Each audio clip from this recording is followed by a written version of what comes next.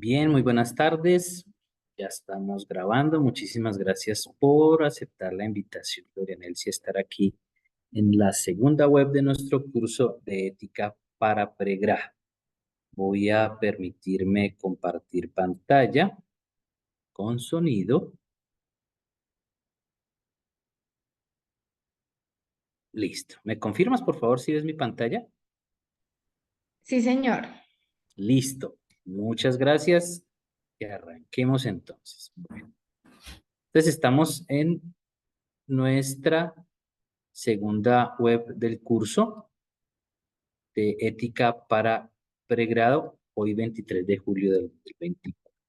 Entonces, en esta web vamos a trabajar tres temas puntuales. El primero de ellos es mirar en qué momento del curso estamos, la ubicación del curso en el periodo académico. En segundo lugar, vamos a mirar un poco sobre la unidad 2 del curso, digamos algunas cosas sobre todo que sirvan para la vida y el ejercicio.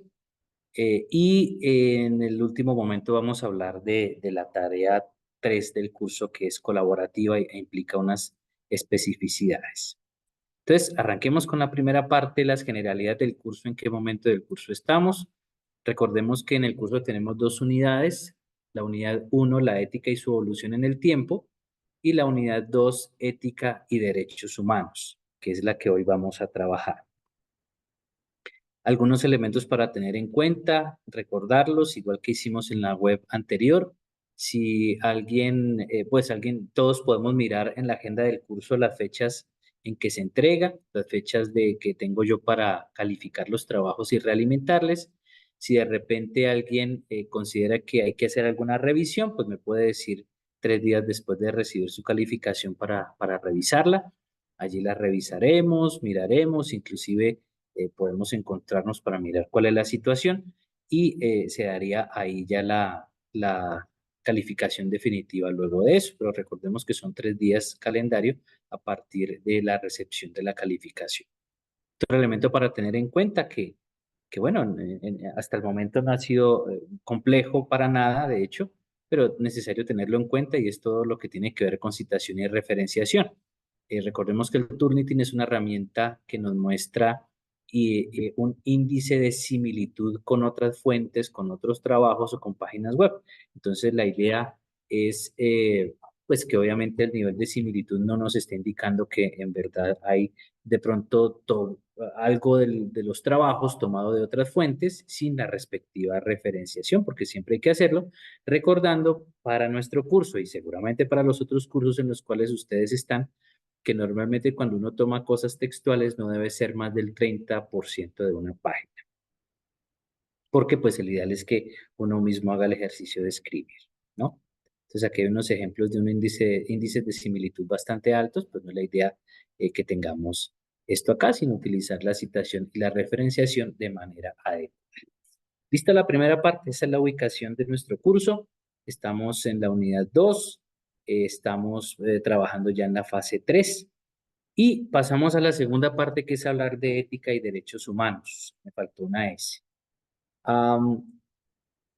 Nuestra universidad tiene, a partir de nuestros modelos pedagógicos, de nuestro modelo pedagógico, de la intencionalidad y de lo que muchas veces nos ha hecho el señor rector, eh, tres intencionalidades en la formación de nuestros estudiantes. Una, ser buenas personas, es decir, ser personas integrales. Dos, ser buenos ciudadanos. La sociedad necesita ciudadanos comprometidos, ciudadanos que piensen no solo en lo individual, sino también en lo colectivo. Y tres, ser buenos profesionales. En nuestro curso de ética hay de diversos programas, hay de administración de empresas, zootecnia, agronomía, ingeniería de sistemas, comunicación social. Bueno, se me escapan 3 o 4 programas más que estamos en este curso. Y uno se preguntaría por qué ver ética, precisamente porque la ética nos ayuda a configurarnos como buenas personas, a aportar como buenos ciudadanos y a ser buenos profesionales. Es por esa razón que trabajamos en ética, pues temas de ética, temas de moral, y temas de ciudadanía y temas de derechos humanos. En esta segunda unidad que vamos a hablar de esto, pues vamos a empezarla de la siguiente manera. Vamos a empezar recordando un ejercicio que hicimos hablando de ética en la primera web. En la primera web nos preguntábamos qué era la ética y dábamos una definición muy sencilla, pero antes de esa definición sencilla quisiera retomar esta diapositiva que trabajamos allá, donde la idea es que cada uno cuando se pregunte qué es la ética pueda decir, ve, para mi vida siento que la ética debería ser esta, porque aquí tenemos tres definiciones diferentes. Vamos a recordarlas muy rápidamente. La ética como un tipo de saber que orienta la acción humana en sentido racional. Recordemos que en lo que decíamos en la primera web, la ética es una reflexión racional, o sea que para ser ética es necesario utilizar la razón. Hay que hacer una reflexión racional. Por eso la ética podríamos decir que específicamente como ética es de los humanos. ¿Qué exige entonces la ética? La ética exige reflexionar antes de actuar. Eh, Les decía yo que algunos psicólogos dicen que tenemos dos cerebros, ¿no? El cerebro que siente y el cerebro que piensa. Y normalmente el cerebro que siente es el que actúa más rápido que el cerebro que piensa. Entonces hay que pensar antes de actuar, hay que pensar antes de tomar las decisiones. Un segundo elemento es elegir lo más adecuado. Fíjense que es lo más adecuado. A veces no es elegir lo que más me gusta, a veces no es elegir lo que quiero, sino elegir lo que más me conviene, lo que es más adecuado para mi vida, que a veces no coincide con lo que en realidad deseo. Y actuar conforme a las decisiones tomadas, es decir, pienso antes de actuar, decido, tomo la decisión, pero debo tener clarito que esa decisión que tomo tiene unas consecuencias y tengo que asumir las consecuencias de esos actos que yo realizo. Es una primera forma de definición de ética. Una segunda forma de definición de ética que trabajábamos era la ética es la ciencia del bien vivir y del vivir bien. Entonces, bondad, vida, que están correlacionadas. ¿Qué buscan las personas? La ética entonces que se defina el fin de las acciones. Es decir, cuando uno hace algo en la vida, no lo debe hacer porque sí, y ahí es donde entra la reflexión, uno lo hace porque tiene un fin específico. De hecho, si ustedes están estudiando juiciosos su programa, su carrera, pues es porque tienen un fin. ¿Cuál es el fin? Tener un título profesional y eso va a mejorar calidad de vida, etcétera. Todo lo que uno haga en la vida debe ir encaminado hacia una meta o a un fin. En segundo lugar, se busca que las personas identifiquen los hábitos que debe asumir. Recuerdo que cuando hablábamos de hábitos, hablábamos de acciones repetitivas que son buenas, que son positivas, diferente de los vicios, que son acciones repetitivas que no son buenas. Entonces, los hábitos son esas acciones repetitivas que yo debo asumir para la vida porque me van a configurar como buena persona y determinar los valores que orientarán mi conducta. Recordemos que esos valores no solamente surgen porque sí, sino que los valores normalmente nosotros los aprendemos desde niños en la casa y es lo que luego vamos a replicar. Obviamente la idea es que a medida que vamos creciendo vamos fundamentando esos valores. Y una tercera definición de ética es la ética como ciencia de las virtudes humanas. Para los griegos, ellos hablan de la ética de las virtudes. La virtud es esa fortaleza o esa dirección que les lleva a ser excelentes, ¿no? Virtud en griego es arete, excelencia. Y el excelente no es el que está simplemente por encima de los demás. El excelente es el que ha entendido cómo hacer las cosas y busca hacerlas de la mejor manera posible. De hecho, por eso se dice que el excelente hace las cosas mejor que los otros, porque las hace como debe hacerlas. En ese orden de ideas, una persona virtuosa se orienta hacia dos cosas, la prudencia y la justicia. La prudencia como una virtud personal que forja el carácter, que a veces nos cuesta tanto, ¿no? La frónesis, decía Aristóteles, que era la prudencia, y cuando él hablaba de la prudencia, él decía, eh, hablar de cualquier forma es fácil, actuar de cualquier forma es fácil, expresarse de cualquier forma es fácil. Lo difícil es hablar en el momento adecuado, actuar de la forma adecuada y expresarse como debe ser, ¿no? La prudencia. Entonces es importante tener en cuenta que la prudencia es una virtud dentro de la ética. Y la justicia, que es acatar los derechos humanos, la justicia entendida como una virtud social, como una virtud en la cual yo no pienso solamente en mí, sino pienso también en los otros. Entonces, aquí la idea de lo que hicimos en la web anterior era presentar la ética desde estas tres reflexiones y que cada uno pudiera mirar la ética cómo la vive desde alguna de estas ópticas o desde todas estas ópticas, pero generando una conclusión final. Para recordarla, la ética es una reflexión racional, tengo que pensarlo, sobre el comportamiento del ser humano o el comportamiento de la comunidad con el fin de dar un juicio de valor. Es decir, con el fin de determinar si lo que se está haciendo está bien o no está bien. Y decíamos en la web pasada, cuál es la relación entre ética y moral. Entonces decíamos que la ética es una reflexión racional y la moral ya es el comportamiento. Por eso se dice que la moral es la aplicación de la ética. Yo pienso en la ética, lo reflexiono y en la moral lo que hago es llevarlo a la práctica. Y el segundo concepto que trabajamos en la web pasada es el de ciudadanía. Y el concepto de ciudadanía, lo recuerdo aquí muy rápidamente, viene de civitas, no civitas, sino civitas, ciudad en griego. Y la ciudadanía es la condición que se otorga a un individuo que forma parte de una comunidad que está organizada. En ese orden de ideas, todo ciudadano, todo aquel que tiene ciudadanía, que tiene esa condición, tiene derechos y deberes. Y aquí surgen las dos dimensiones de la ciudadanía. Entonces, ser ciudadano es tener una condición específica por formar parte de una ciudad o de una comunidad que está organizada.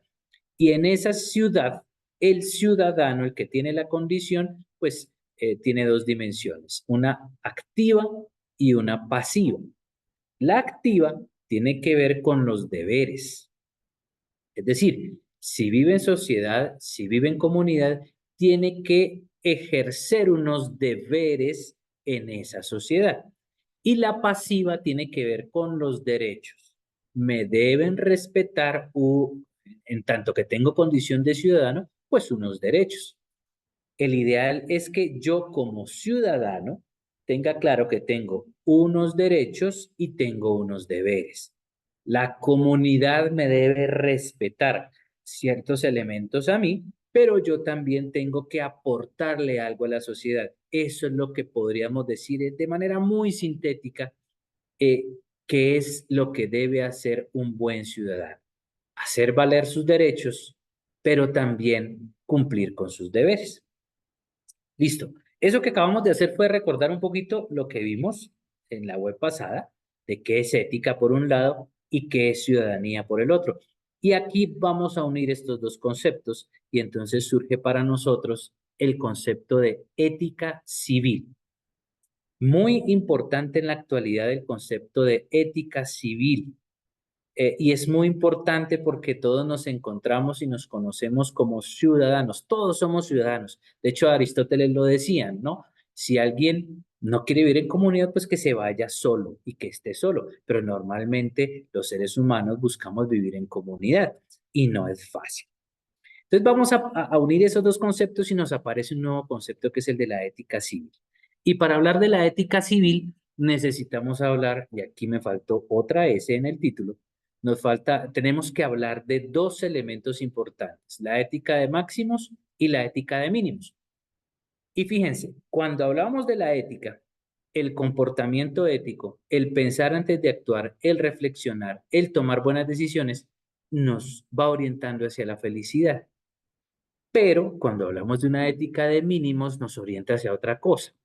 Para hablar entonces de ética de mínimos, hay que diferenciarla de una ética de máximos. Les voy a explicar y doy un ejemplo. Cuando hablamos de ética de máximos, aquí tenemos las condiciones. Visión del mundo unívoca. ¿Qué significa eso? Que todos los que compartimos la misma visión del mundo estamos en una ética de máximos. Les voy a dar de una vez el ejemplo para que nos entendamos. Y el ejemplo más claro de una ética de máximos es la religión.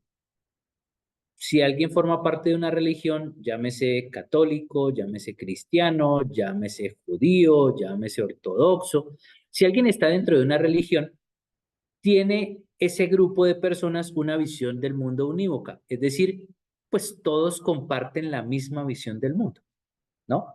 Si alguien es católico, pues hay un Dios que ha creado el mundo, que tiene unos mandamientos y que da unas indicaciones, por decirlo de alguna manera, para vivir. Y todos creemos en lo mismo, por decirlo de alguna manera, todos creemos en lo mismo, ¿no?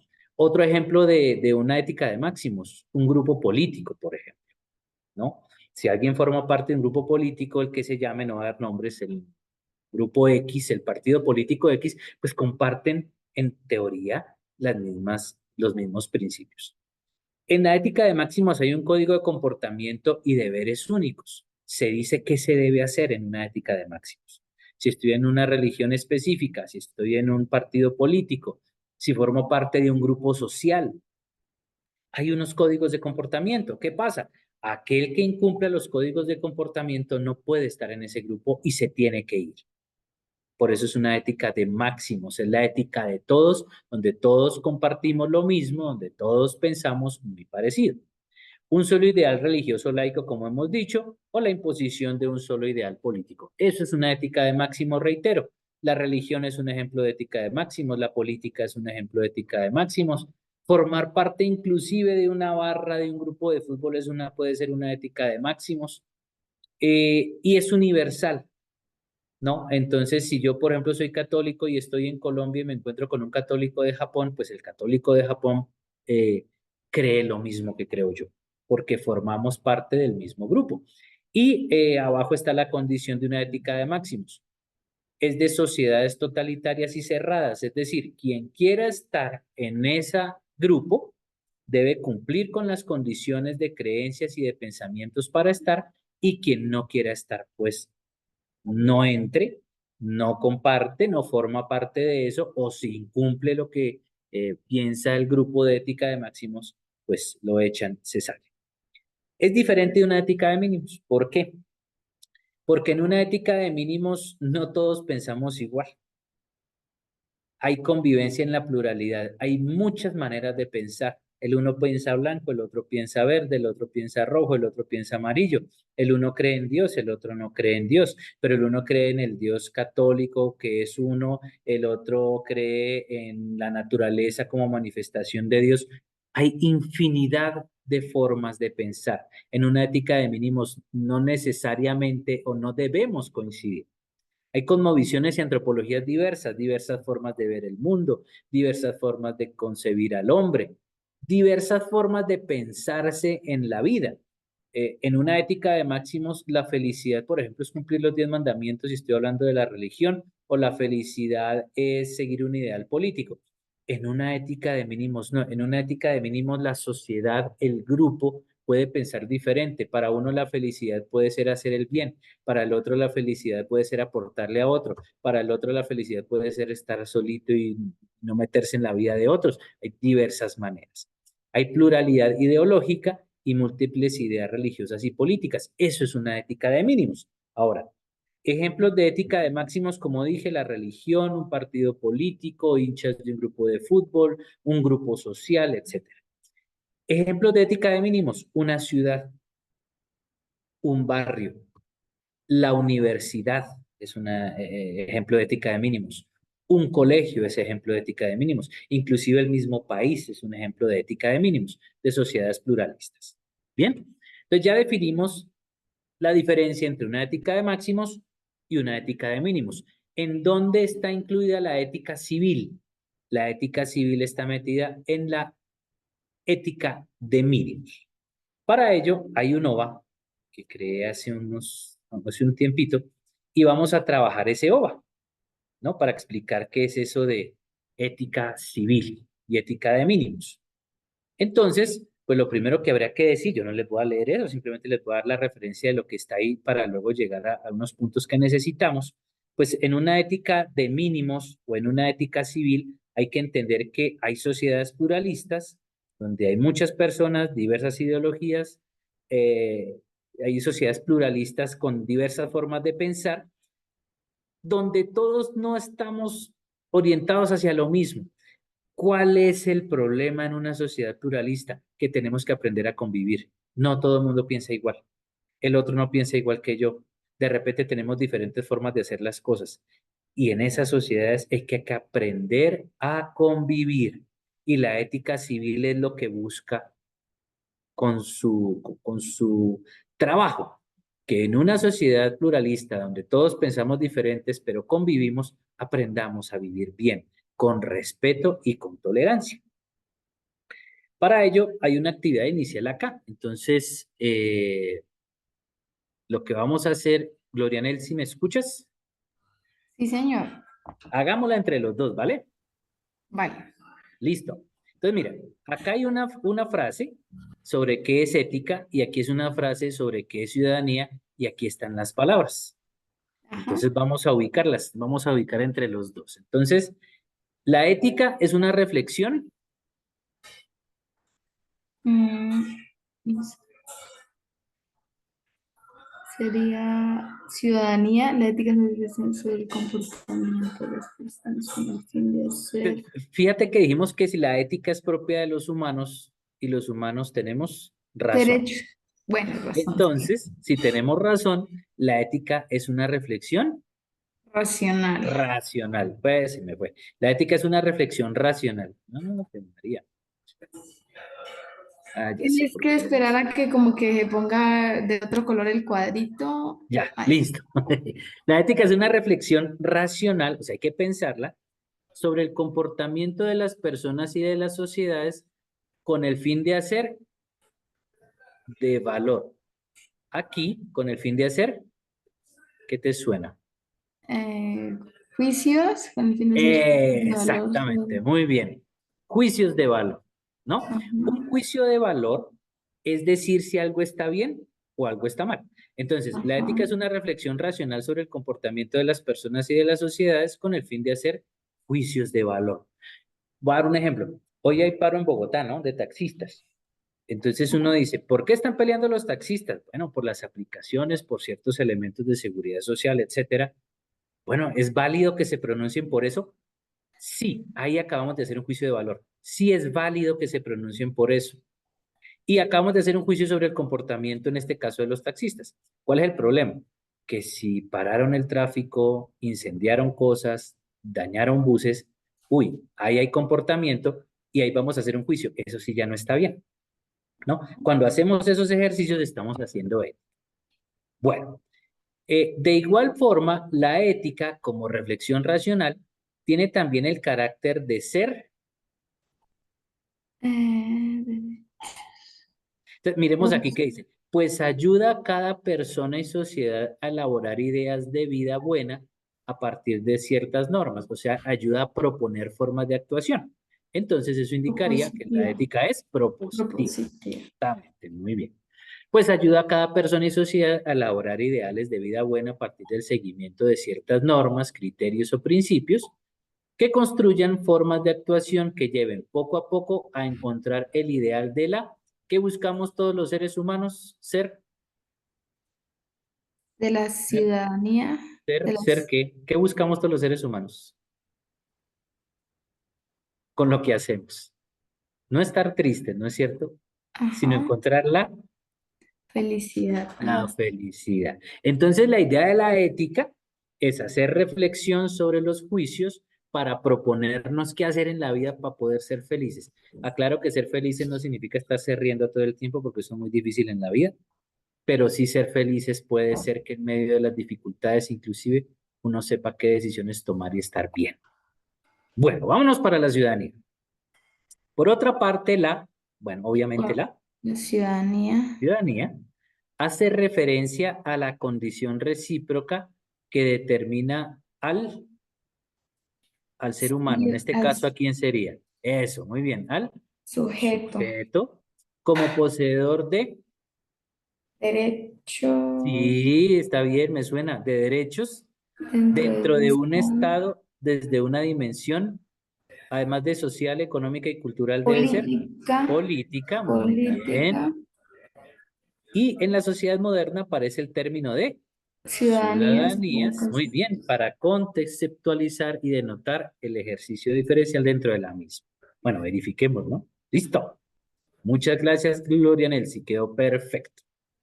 Vale. Bueno, esto que hicimos fue para recordar qué es ética y qué es ciudadanía. Y entonces, ahora sí nos venimos con el contenido de ética civil. Entonces, lo primero que vamos a ver es qué es la ética civil, perdón, dónde nació la ética civil. Aquí tenemos una imagen que es muy famosa, que es de la libertad, dice, guiando al pueblo durante la Revolución Francesa, que está la bandera de Francia.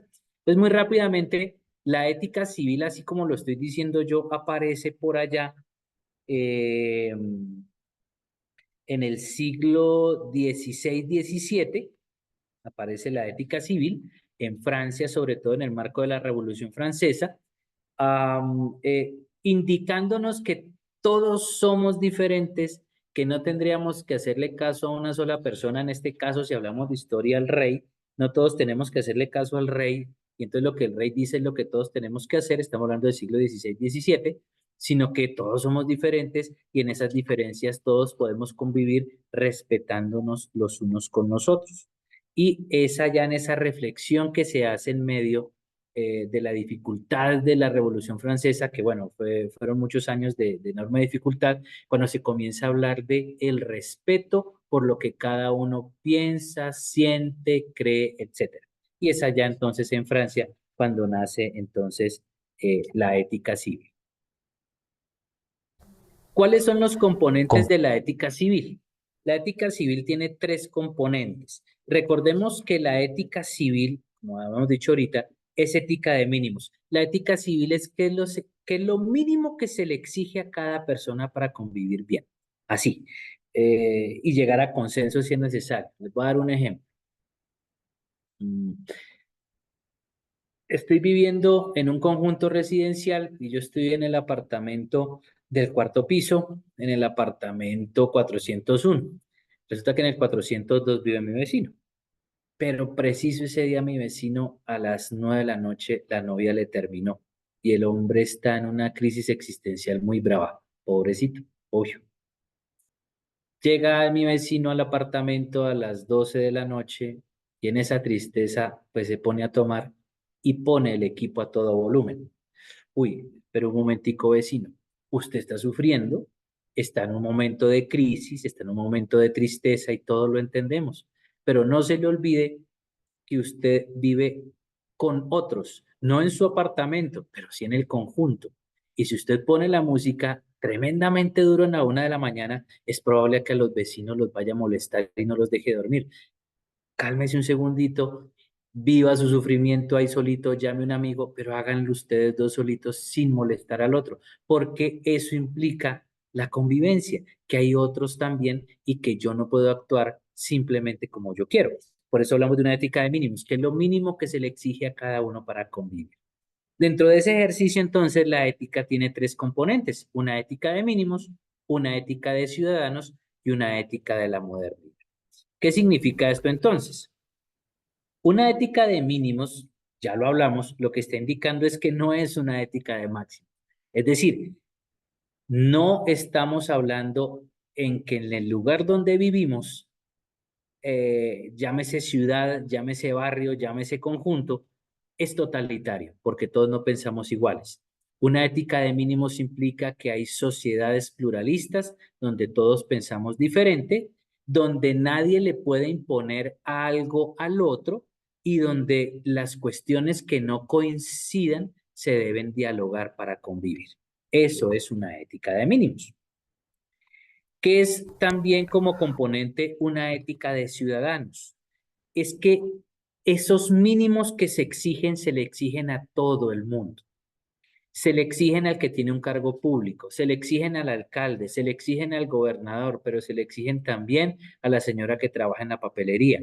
Es decir, esos mínimos de actuación son para todos, porque todos forman parte de la ciudad, todos tienen la condición de ser ciudadanos y todos tienen derechos y deberes. Y aquí, cuando se habla de esa ética de ciudadanos, entra a jugar una cosa que llaman los estudiosos en esto de la cortina el principio de no interferencia. ¿Y cuál es el principio de no interferencia? Y lo digo primero con el ejemplo muy fácil y voy a la teoría. Hombre, hay veces que uno ve cosas que no le gustan de otras personas, del vecino, y comienza uno a hablar y a rajar del vecino con el otro. No, espere un momentico, ¿qué es el principio de no interferencia? Cada uno tiene proyectos de vida que son diferentes y si a mí no me gustó, no me parece el proyecto de vida que tiene otra persona, bueno, no me parece, es respetable, pero no tengo por qué meterme, ¿sí? En la libertad del otro, no tengo por qué meterme en la vida del otro, ¿ve? Como principio de convivencia. Entonces, todos los proyectos de vida de los que vivimos en la ciudad, de los que vivimos en la universidad, un trabajo es una ética de mínimos, es una sociedad pluralista. Y a veces en los trabajos el chisme es una cosa tremenda y hablar del otro, no, respétele su proyecto de vida, cada cual piensa diferente. Y una ética de la modernidad que sobre todo habla de la autonomía. Ahí tenemos que autos en griego significa uno mismo o el mismo, y nomos es ley. Es decir, la autonomía implica que cada actual puede tomar sus propias decisiones actuando en consecuencia mientras no daña a los demás, y cada uno entonces es el que decide qué hacer con su vida. Y como cada cual decide qué hacer con su vida, es perfectamente respetable las decisiones que tome, obviamente siempre y cuando no atente contra otra persona. Entonces esos son los componentes de la ética civil. Una ética de mínimos, una ética de ciudadanos y una ética de la modernidad. Ahora bien, ¿cuáles son los contenidos de la ética civil? O sea, para que la ética civil funcione, ¿qué debemos tener en cuenta? Debemos tener en cuenta los siguientes contenidos. El primero de ellos, tres valores: libertad, igualdad y solidaridad. Estos valores surgen de la Revolución Francesa. Ahorita les hablaba que la ética civil, pensando en que todos tenemos derechos, nos deben respetar, que nace en la Revolución Francesa. Allá en la Revolución Francesa eh, trabajaron tres criterios, tres valores: libertad, igualdad y fraternidad. ¿Por qué cambiamos la fraternidad hoy en día? Fraternidad viene de frater, que significa hermano, ¿no? Y entonces algunos dijeron, no, pero no todos somos hermanos. Bueno, todos formamos parte de la misma sociedad, por eso lo llamamos solidaridad. La libertad, rápidamente, y lo digo, pensemos en la libertad, lo que voy a decir, como un derecho mío, pero también como un deber hacia el otro. Entonces, la libertad es la posibilidad que yo tengo en cuanto a ser autónomo de tomar decisiones. Eso es la libertad, la capacidad de tomar decisiones. En la vida hay decisiones fáciles y decisiones difíciles. Si me levanto y me tomo un café o me tomo un chocolate, pues ahí estoy tomando una decisión. A veces puede ser difícil, pero a veces no. Pero si me caso o no me caso, decisión difícil. Si estudio o no estudio, decisión difícil. Si renuncio o no renuncio, decisión difícil. Pero en la ética civil yo tengo que tener la posibilidad de vivir en libertad, de tomar mis propias decisiones, pero también de respetar las decisiones que autónomamente han tomado otros. La igualdad, que hablamos aquí, puede ser de igualdad o equidad, y es que todos los seres humanos en la sociedad deberíamos tener las mismas oportunidades según nuestras capacidades. Y la sociedad debe caminar hacia eso. Se ha hablado desde hace mucho y creo que lo hemos escuchado todos. ¿Cómo es posible que aún en pleno siglo XXI no haya igualdad, por ejemplo, en ofertas laborales para hombres y mujeres? ¿Cómo es posible que haya todavía lugares donde el mismo trabajo que cumple un hombre y una mujer resulte mejor remunerado al hombre por ser hombre y no a la mujer? Pues eso no puede pasar. Entonces debe haber igualdad de oportunidades para todos, según obviamente las capacidades que cada uno pueda hacer, ¿no? Y la igualdad implicaría desde la Revolución Francesa que no haya una dominación del hombre por el hombre. Y la solidaridad, que implica pensar en el otro. Es muy difícil a veces pensar en el otro. Eh, um, Eso lo ve uno, ¿saben dónde? Sobre todo, y hablando de ética civil, por ejemplo, en lo que llamaríamos competencias viales, competencias ciudadanas en la calle, ¿no? Hay personas que necesitan parquearse, no sé, entra uno a una calle que tiene solo dos carriles y se están todos parqueando parqueando por el lado derecho. Pero resulta que alguien llegó y ya no hay dónde parquear por el lado derecho, entonces parquea por el izquierdo y tapó la carretera. Y lo que uno se pone a pensar es, hombre, ¿por qué no pensar que de repente por esa misma vía puede pasar otra persona y necesita pasar otra persona? Pues, ¿cuál es el complique de que si le tocó caminar una cuadra, la camine? Porque la solidaridad implica pensar en el otro, ¿sí? El otro vale lo mismo que valgo yo. Bien.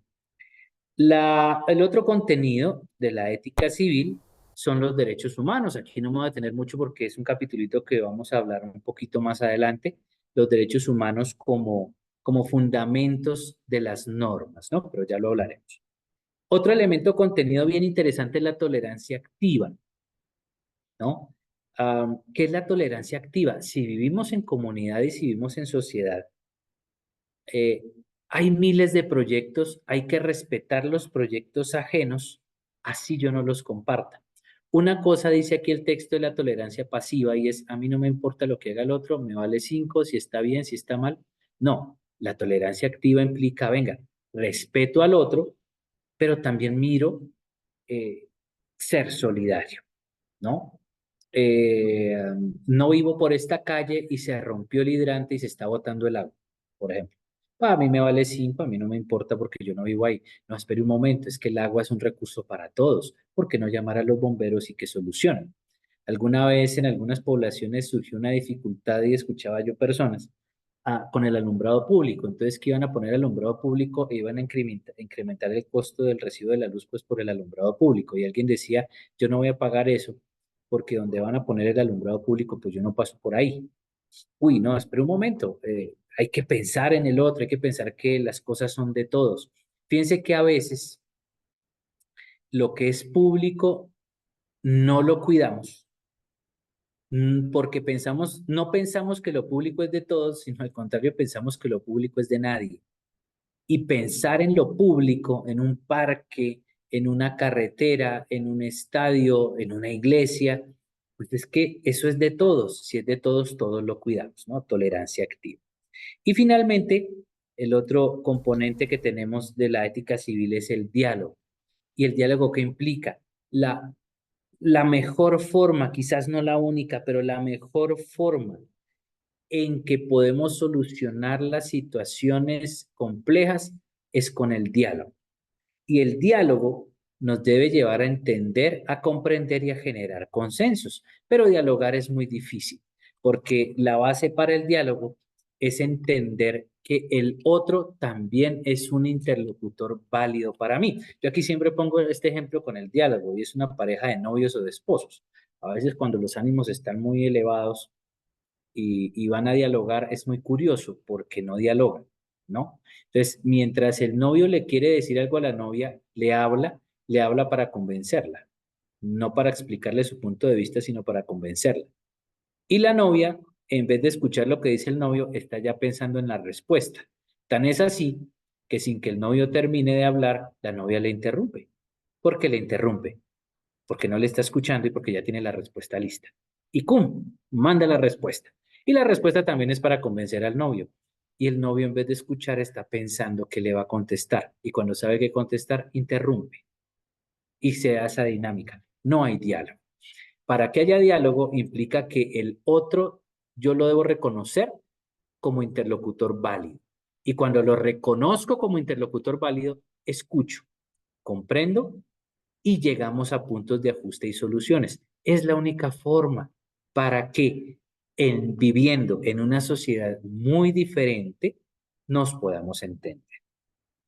Bien, ¿cuáles son entonces, finalizando esto de la ética civil, las funciones de una ética civil? Pues hay dos funciones primordiales de la ética civil. La primera, criticar por el moral el comportamiento de personas e instituciones que violan los mínimos. Es decir, solidaridad, reitero. Hay unos mínimos que debemos cumplir para vivir en comunidad. Quien no cumpla los mínimos, pues hay que decirlo. Hay que buscar la forma de hacer que los cumpla. y para eso se puede utilizar la ley, por ejemplo. Y la otra función es diseñar en conjunto, pues, qué es lo que necesitamos para poder vivir bien.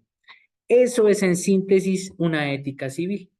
La ética solita busca que desde la reflexión, o sea, busquemos los mejores comportamientos para ser felices. La ciudadanía implica que tengamos derechos y deberes. Si las unimos nos genera la ética civil y es que es lo mínimo que necesito yo para vivir en sana convivencia con nosotros. En Colombia tenemos a veces una dificultad, o en Latinoamérica, y es que muchas veces la norma que está, que se supone que la norma es expresión del consenso a que llegamos todos para vivir bien, a veces la cumplimos solamente porque toca o porque no nos miren, pero no la cumplimos porque en realidad sea válido. Eso pasa mucho, a veces lee uno que en la madrugada hay muchos accidentes, sobre todo en capitales grandes como Bogotá, porque hay mucha gente que se pasa, por ejemplo, el semáforo en rojo a toda velocidad. Pues claro, si yo voy a las 2 de la mañana por Bogotá, veo el semáforo en rojo, digo, a esta hora no pasa nadie y no hay ningún policía mirándome, o no hay cámaras, me los paso, y hay accidentes. O cuando uno va conduciendo, hay aplicaciones ya que dicen dónde hay cámara de seguridad o cámara o hay policía para no cometer la infracción. Entonces, muchas veces nosotros no cumplimos la norma, no porque consideremos que nos sirve a todos para la convivencia, sino solamente porque no nos están bien. Bueno, ahora, Para reflexionar. eh, ¿por qué necesitamos entonces como reflexión de una ética civil en Colombia? En Colombia llevamos mucho tiempo atravesando por situaciones de corrupción y delito. Ahorita si ustedes escuchan noticias, esto de la unidad de gestión del riesgo y todo lo de los carrotanques, por ejemplo, que es una noticia que sacan todos los días, que salpicaron al otro, que salpicaron a este. Hay unos eventos de corrupción y de delito muy complejos. Hay mucha violencia, otra vez hay lugares en el país donde la violencia está recrudeciéndose y hay ataques sistemáticos a los derechos humanos, ¿no? Ahí es donde necesitamos, y creo que ustedes lo han escuchado, a veces salen noticias, pues que hay diversos sectores de la sociedad civil llamados a reflexionar, llamando al diálogo, llamando al consenso. Cuando escuchen eso, esas personas están llamando a que pongamos en práctica una ética civil en Colombia, a que pongamos en práctica el respeto por lo que es de todos, los recursos sagrados, los recursos públicos son sagrados, a que así pensemos diferente, nos respetemos, a que si hay diferencias las dialoguemos y evitemos la violencia. Finalmente son comunidades de la sociedad civil que están buscando que haya paz mediante una ética civil. Y entonces nos queda aquí desde luego una pregunta, ¿no? ¿Qué papel tienes en la construcción de una ética civil para Colombia? A veces el cumplimiento de la norma o la construcción de ética civil no parte solamente de los gobernantes, a quienes cuestionamos mucho, sino también de nosotros. Cuando uno de nosotros bota el papel en la basura, cuando reciclamos, cuando mm, vamos por la calle y respetamos la norma de tránsito, cuando somos solidarios, ahí estamos haciendo ética civil y estamos aportando desde nuestro propio contexto. Y para terminar esto de la ética civil, Glorianel, si vuelvo y te molesto, Señor. listo. A ver, entre los dos resolvamos estas, a ver cómo nos fue.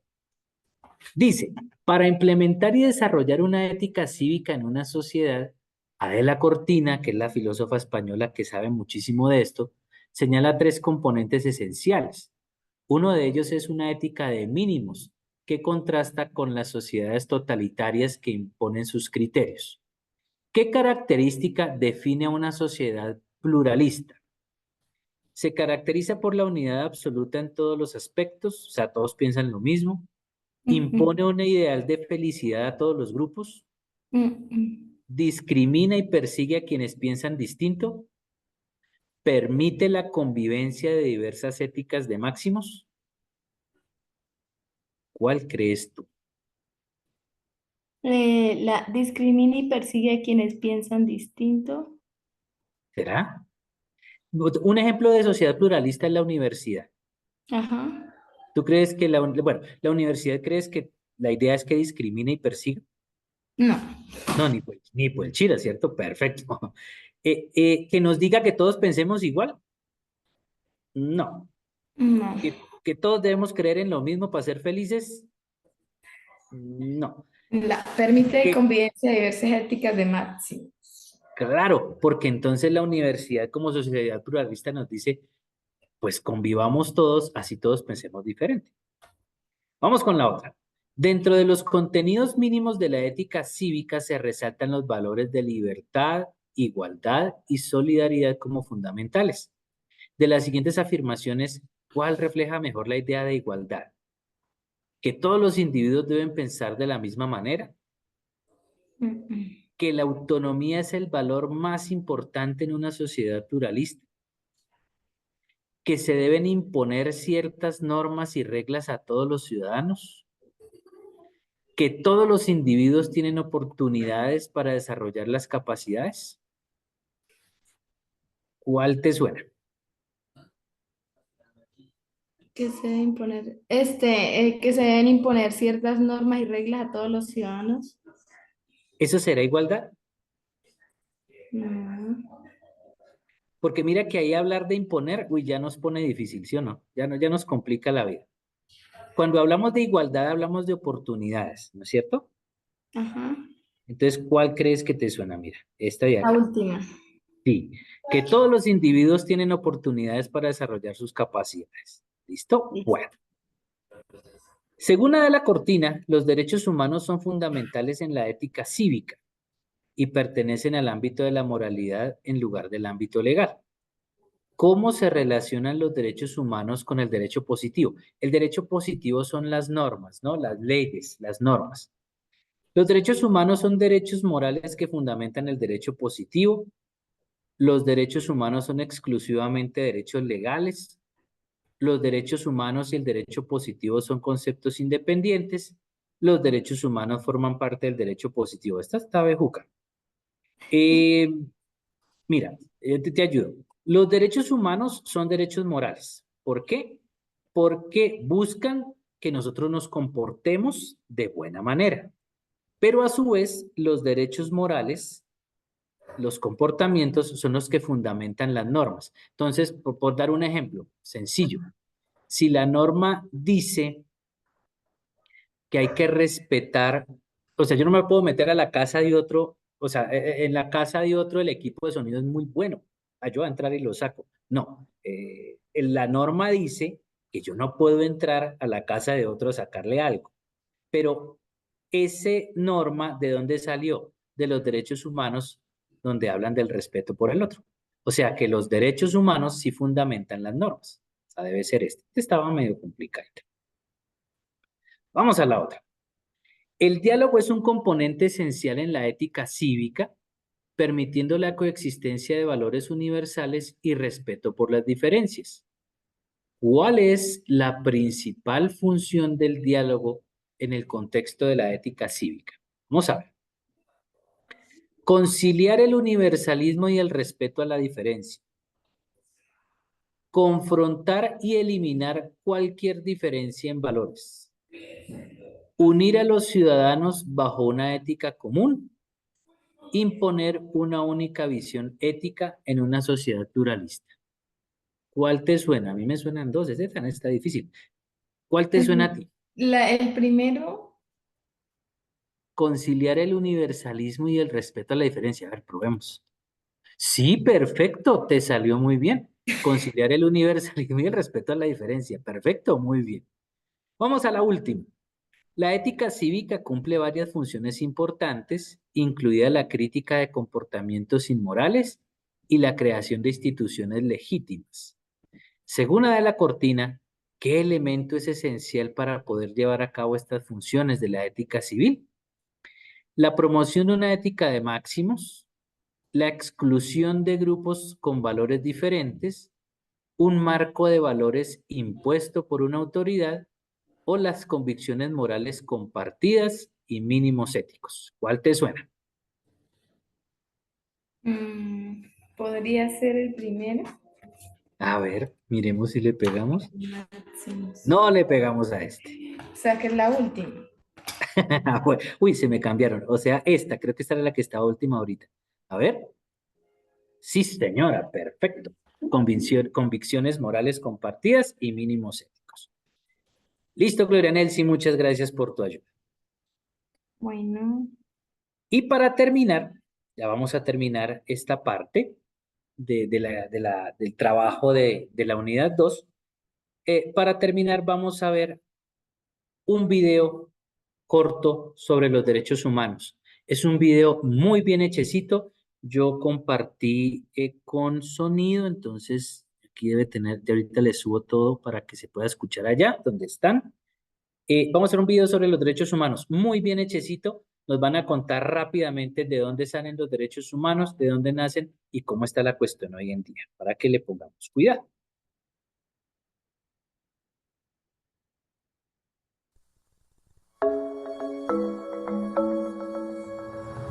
Human rights is, geez, that's a good question. Human rights. Well, that's a tough one. Wow.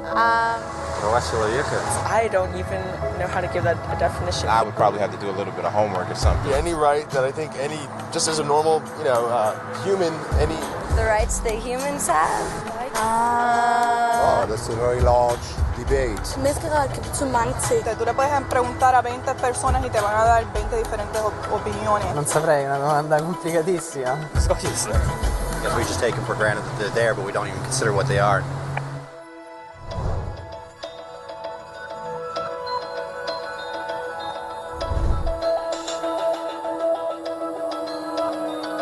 Los derechos humanos son los derechos que simplemente tienes por el hecho de ser humano.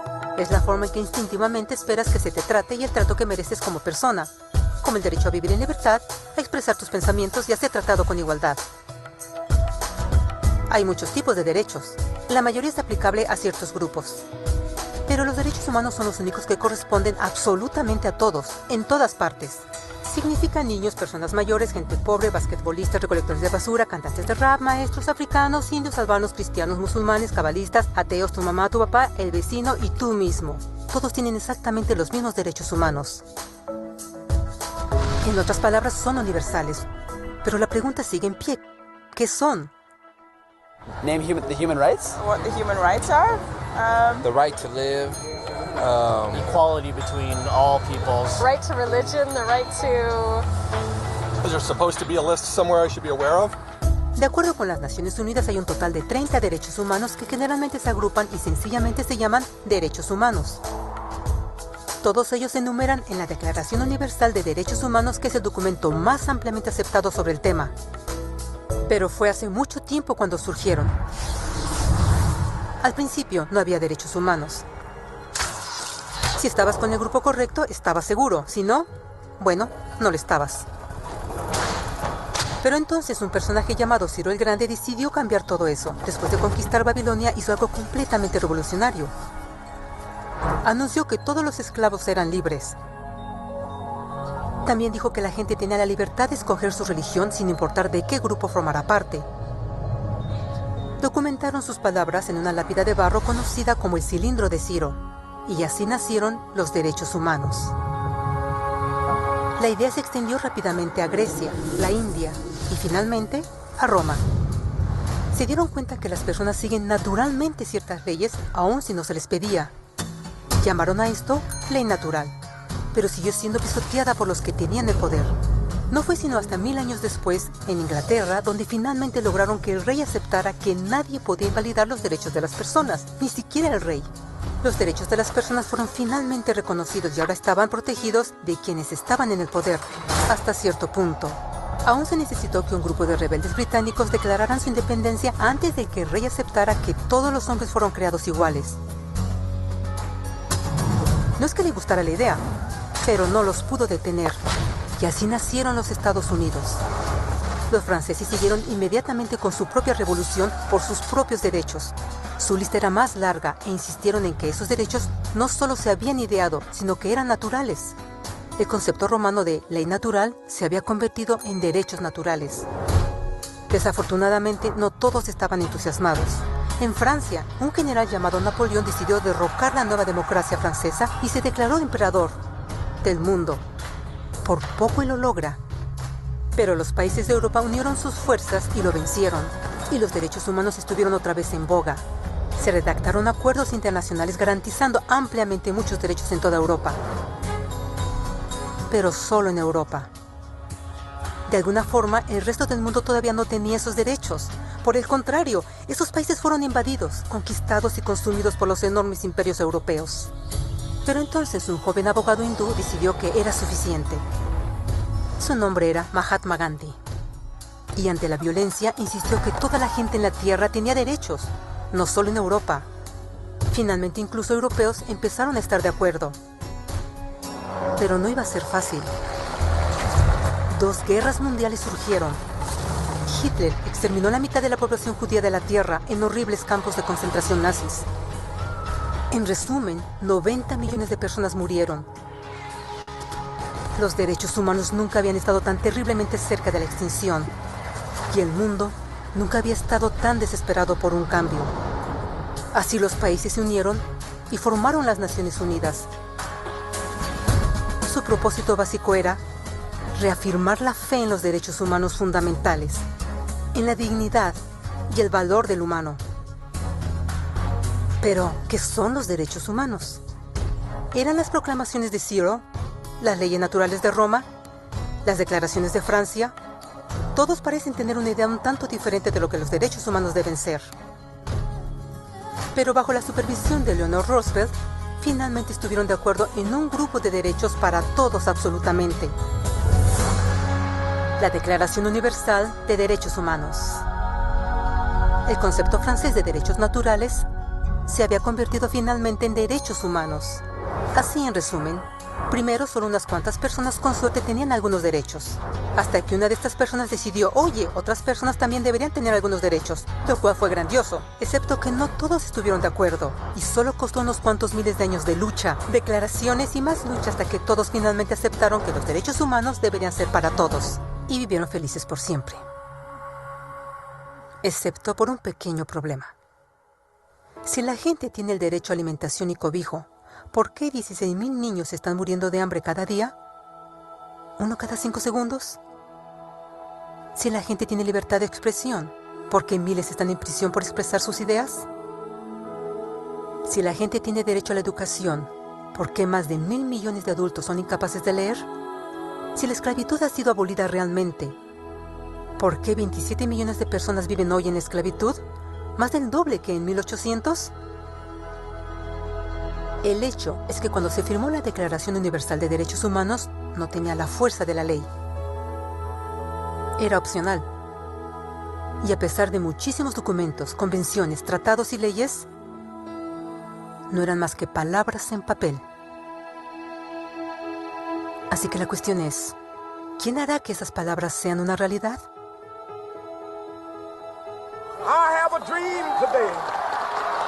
Cuando el Dr. King marchó a favor de la igualdad racial, él estaba marchando por los derechos que habían sido garantizados por las Naciones Unidas desde hacía casi 2 décadas. Pero de todas maneras, él marchó.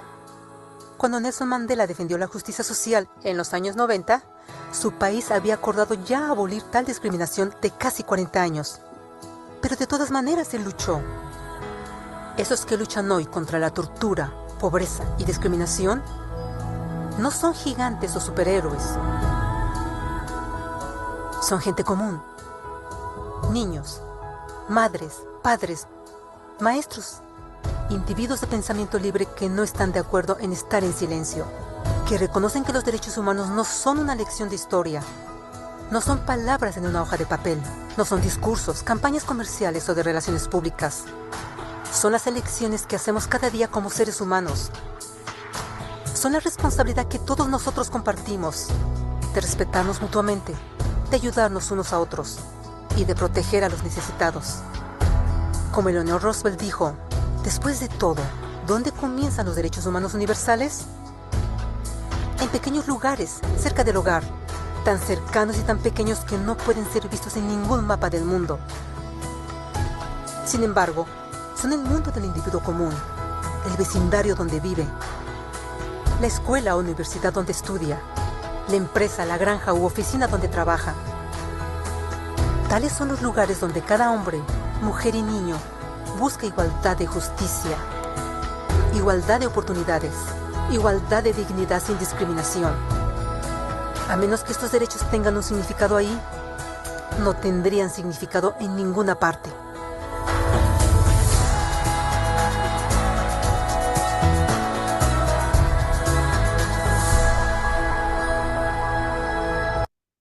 Bueno,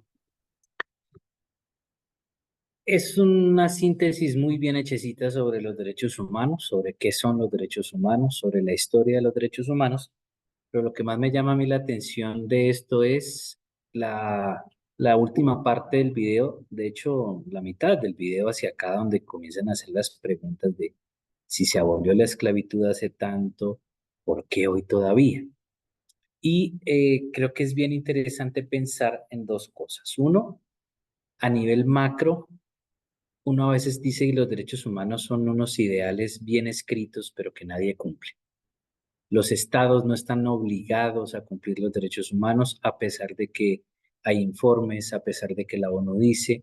Miremos nuestros países, miremos el mundo, miremos la guerra en Ucrania, Rusia, miremos lo que está pasando con Palestina e Israel. Miramos lo que pasa en China en algunas situaciones con la población. Miremos lo que pasa en Venezuela ahora con esto de las elecciones. Miremos lo que pasa en Colombia con masacres, con atentados. Bueno, uno dice los derechos humanos, entonces, ¿para qué están? Bueno, están escritos.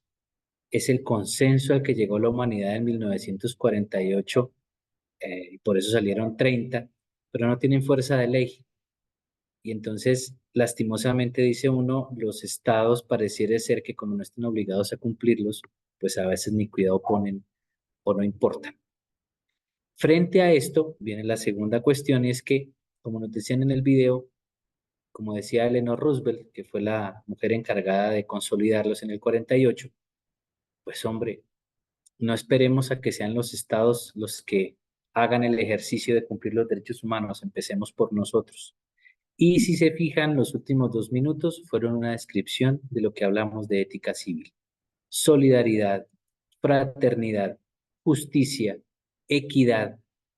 Esos son los derechos humanos. Y lo ideal y lo interesante es que nosotros, desde nuestras posiciones, siendo ciudadanos, siendo papás, mamás, hermanos, hermanas, hijos, hijas, profesionales, podamos poner un granito de arena para que esos derechos humanos, para que la justicia, la equidad, la solidaridad, el respeto por el otro y la dignidad por el otro se puedan cumplir. Creo que es interesante lo que nos dice el video al final y es ahí donde tienen que estar los derechos humanos, que cada uno de nosotros podamos aportar precisamente desde nuestro contexto a que se puedan cumplir.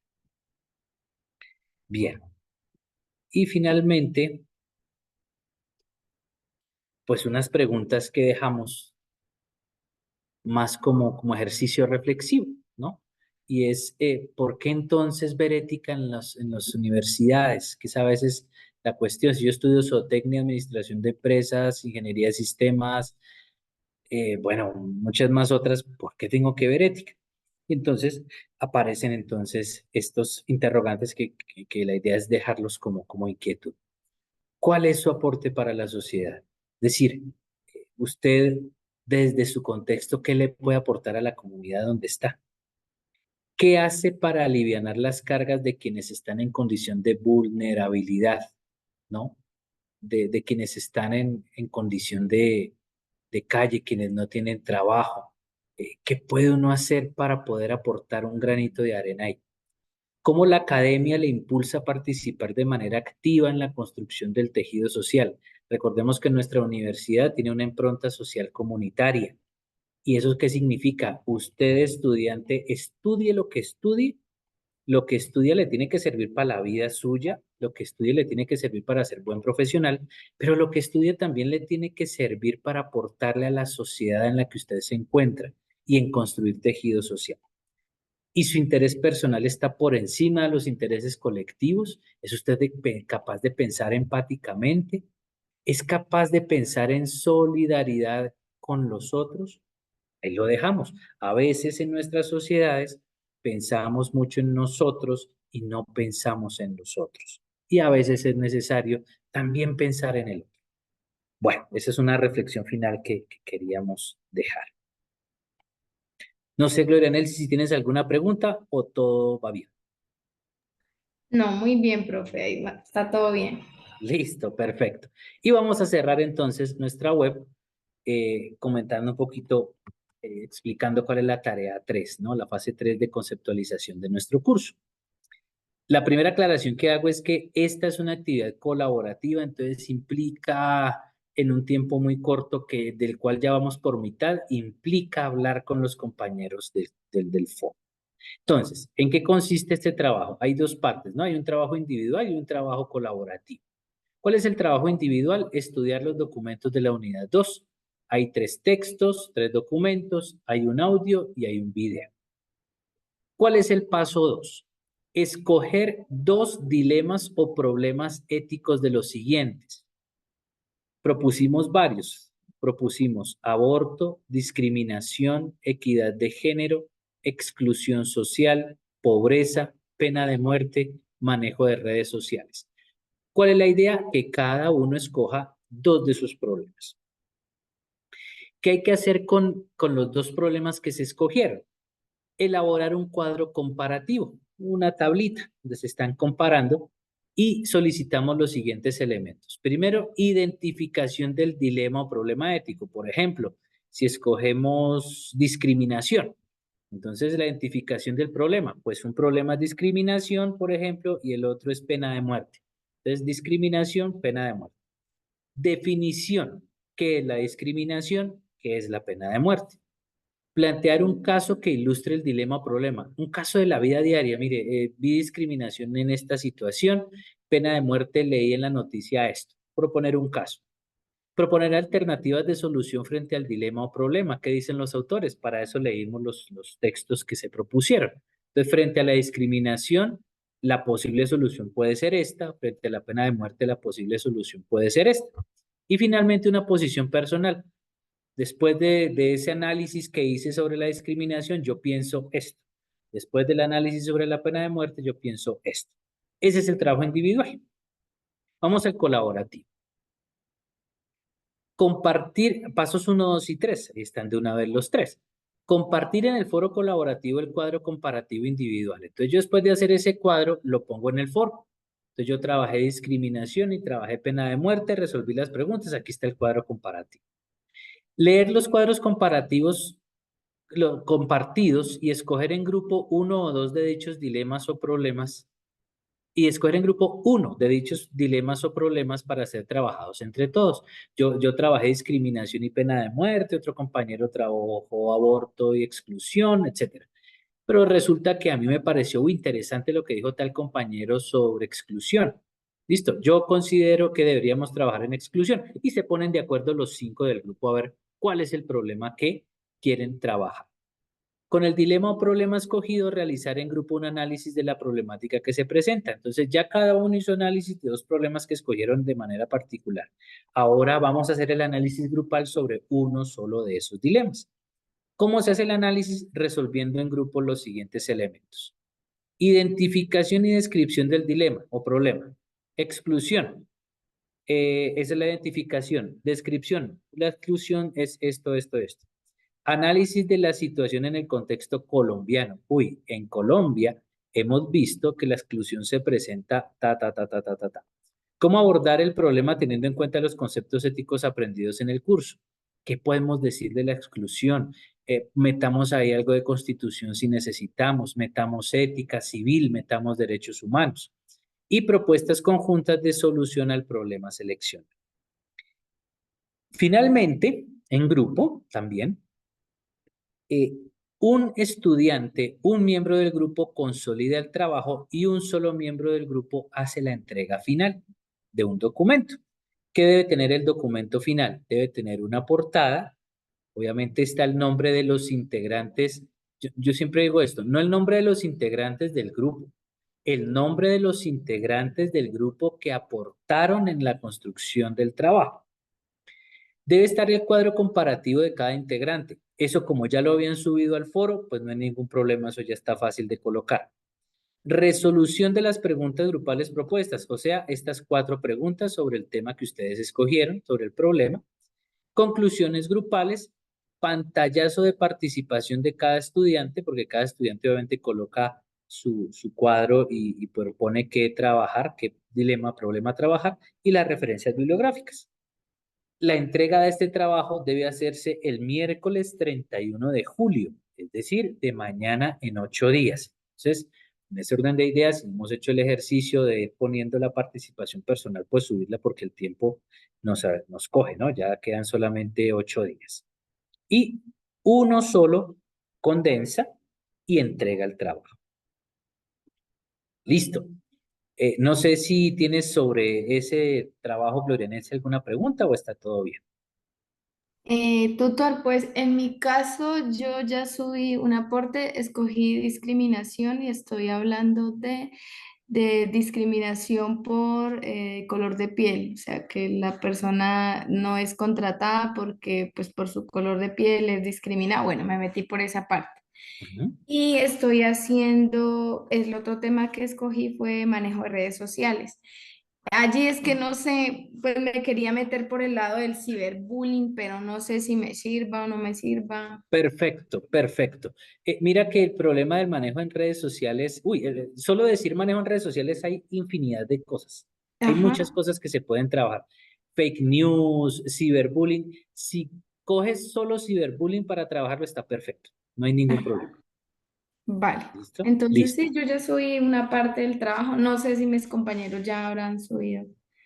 Sí, es entrar, colocar la otra parte y alentarlos porque ya el tiempo se nos va, ¿no? Ah, vale, sí, señor. Listo. Listo, perfecto. Entonces, voy a dejar de compartir ya. Pues en primer lugar, Gloria Nelsi, mil gracias por acompañarme aquí en la web y por ayudarme con las actividades. Eh, entre hoy y mañana entonces voy a subir la, la grabación al, al grupo nuestro, al foro de noticias del curso y también donde están las webconferencias. Ahí subo la grabación para que quienes no pudieron estar obviamente en la web la puedan escuchar y para volver sobre la grabación por si es necesario para las entregas de los trabajos o lo que haya que hacer. Entonces, pues bueno, muchísimas gracias, Gloria Nelsi, nuevamente por la compañía y quedo atento por si en el transcurso de lo que nos resta, no solamente de la tarea 3 sino de la tarea final, pues hay alguna duda para ayudarles. Recordemos, reitero, que la tarea 3 se entrega el 31 de julio, tenemos 8 días para terminarla. Y recordemos también que la última tarea que vale 125 puntos, que es el examen final, solamente hay 8 días para resolverlo.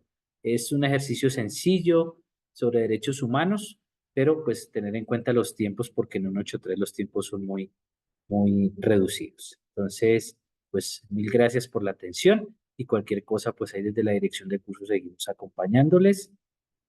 Tengan todos un resto de día bueno. Gloria Nelsi, ten un resto de día tarde y muchas gracias. Muchas gracias. Hasta luego.